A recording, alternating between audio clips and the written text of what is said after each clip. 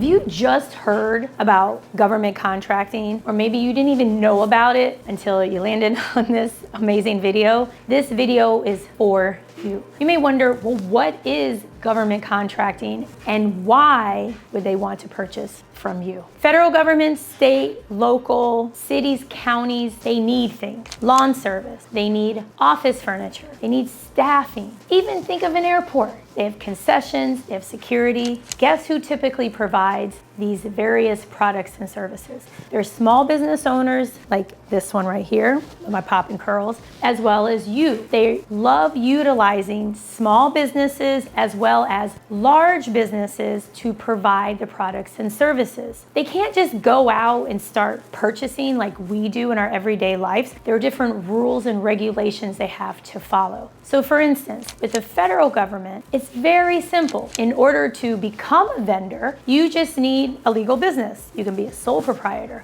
You can have a corporation, and you just need to register in Sam.Gov. It's as simple as that. And you can literally sell almost any and everything. I started out back in 2007 selling training and development. That was my wheelhouse. A lot of it was around equity, diversity, and inclusion at Patrick Air Force Base at that time. Since then, we've transitioned into inspecting vape shops, providing training for food inspectors, staffing chapels. So what's beautiful on the federal government as well as local government, you don't have to sell what you already sell, what you know. And of course, if you want to do that, you can do it too, but you are not limited because these different organizations, they want to buy from you. So what I have here in front of me are some statistics, because on the federal government side, they have goals. So for small business spend in 2023, 23% of government contracts, we're talking well over 800 billion, B as in Bravo, dollars. 23% went to small businesses, at least 23%.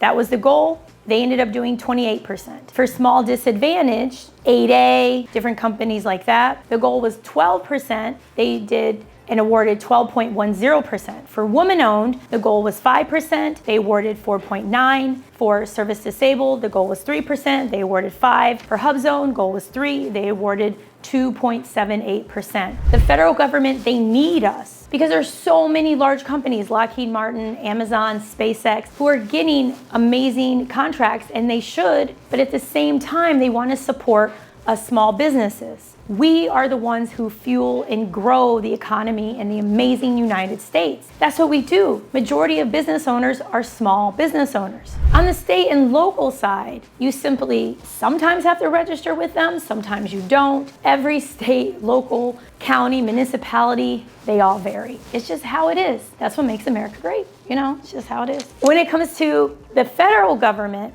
many times the subject of certifications come up. You know, I heard because I'm a minority, I can get contracts. Because my wife, she should be the business owner, the majority owner, we're gonna get contracts. Because I'm a vet, I'm gonna get a ton of contracts. The answer is, it's up to you as far as the number of contracts that you get. I have a colleague who is a small business. That is a certification you get typically automatically with the federal government. And so far, he's already done $40 million just this year. You don't need these set aside in order to win profitable government contracts. You don't need them at all. What you need to be able to do is be open to reading, be open to writing, be open to people saying no to you. It all is here. If you know, oh my gosh, I can totally do this. You know, for instance, I just interviewed a couple. They've won a contract to remove a boat. They are making $10,000 on this one contract for another company to remove a boat. They went online, they found companies who remove boats, and the company has to destroy it. They won.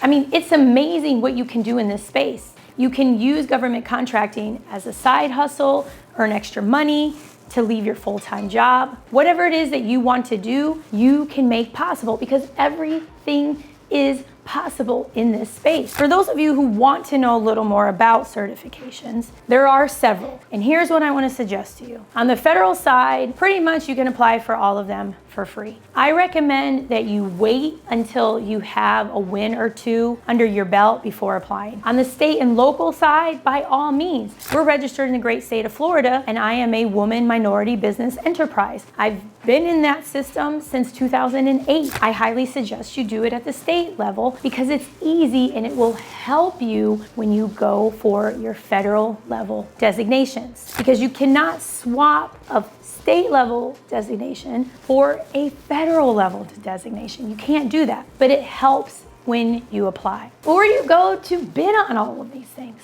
The federal level, it's Sam.Gov and Unison. Those are the two most widely used sites. You can build a multi-million-dollar business from those two sites. On the state and local side, well, there's a lot of different websites. I suggest you focus in your particular state, or if you can afford it, you pay for a membership with a website where they'll give you access to multiple states. Again, that's just the nature of how things work in the United States. Every single state govern itself. They have their own rules and regulations. But at the end of the day, you don't give up. So when you're on Sam.Gov, you can look based on a NAICS code. That's a code that's used to identify what it is you're interested in selling. You can use a keyword search. You can do a search by date. There's so many ways you can search. Don't feel overwhelmed. You figured out Instagram, you figured out TikTok, you figured out Snapchat, LinkedIn. So you're telling me you're scared of Sam.Gov? There's no reason to be scared of Sam.Gov. There's no difference. Yes, it may be the federal government, but at the end of the day, the federal government is just regular people like us. Regular schmegular people. That's all it is. So what will happen is you will then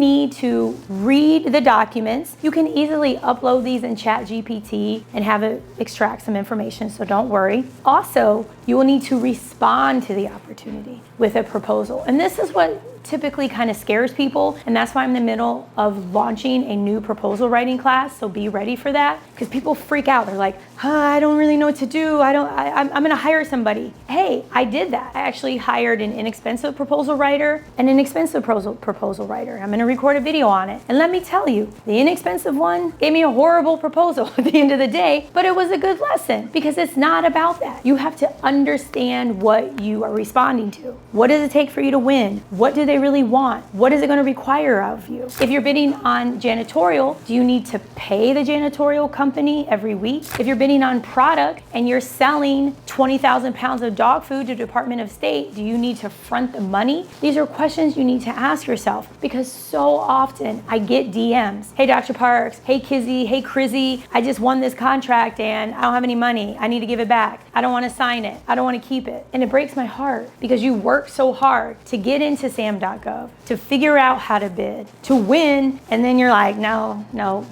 So just take a breath. This is a beautiful space. This is a space where you can go from having a cage code, which you need for the federal side, March 20th, and winning a contract that's giving you $10,000 April 24th. That's what happened with the married couple I recently interviewed.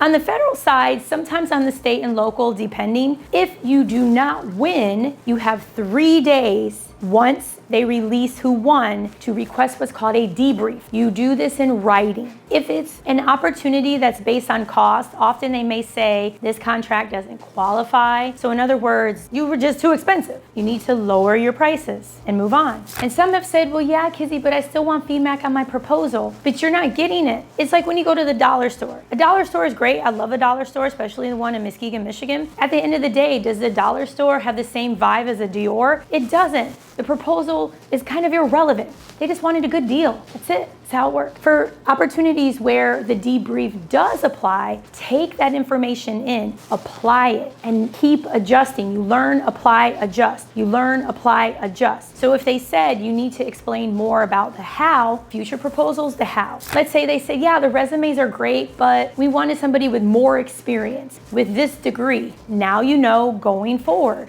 what to do. These are invaluable. Where else can you get feedback when you're bidding on something? If you submitted a bid to Google, are they going to give you feedback on your proposal? I don't think so. Maybe I'm wrong. Let me know, but I don't think so. Next, when you win an opportunity, this is when the real work begins. You have to deliver, over-deliver, and properly invoice. I have a variety of videos talking about this, and this is vital, because too often you win and you think, okay, I'm just going to keep it moving and go on to the next one. This is where client relations jump in. So be prepared. There may be surprises, There may be delays. Who knows? But this is the beauty of being an entrepreneur. You're still working for yourself at the end of the day. It's not for somebody else. It's for you. You should be proud of yourself. Be proud. This is an amazing place and space to be in. And if the opportunity, contract wins allow, hire somebody. You can get somebody from another country. Sometimes they're $2, $3, $4 an hour. Bring on people, but bring on people who you need, who you're able to explain to them, this is what I want, this is how I want it, and this is how you'll be held accountable. Too often we don't do this. I know from so much experience. Please don't do the things I did. Please don't do this. I hired people who I went to college with. I hired people that I thought were cool. I hired people that, I liked. So, and of course it led to catastrophe. Please don't do those things. But it's always important to expand your bandwidth, because in order to find, bid, and win profitable government contracts, you're going to need that bandwidth. So y'all, winnerswaybook.com. Don't forget winnerswaybook.com. Get the book, join my Facebook group, get ready for my proposal writing class, a free challenge coming out. You all are amazing. Everything is possible. We all started somewhere. I was a beginner too. Until next time, everything is possible. Like, subscribe, hit the notification button. Take care.